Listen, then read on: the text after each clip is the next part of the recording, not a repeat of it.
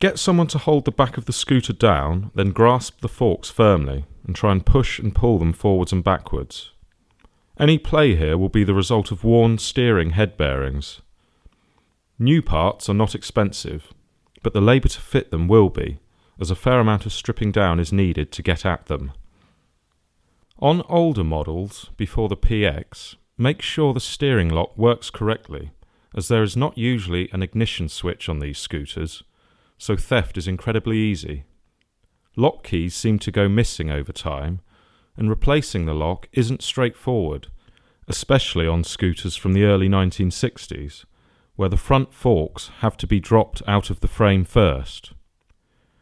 Use any problems here as a haggling point.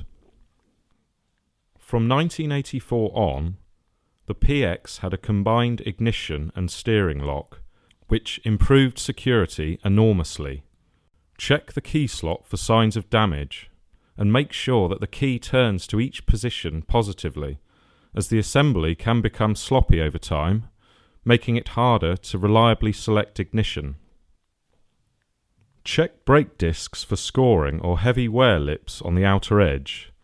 Calipers can become sticky, so make sure the pads release their grip immediately after the lever is released.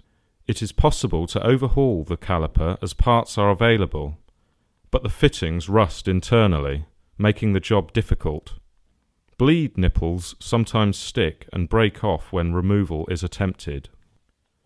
Brake shoe wear can be assessed from the angle of the operating lever. If it is more upright than shown here, then the linings are getting worn. Check the drum for broken studs, which are a common problem, and ensure that the rim is secured by a nut and a shake-proof washer. Drums can sometimes wear oval.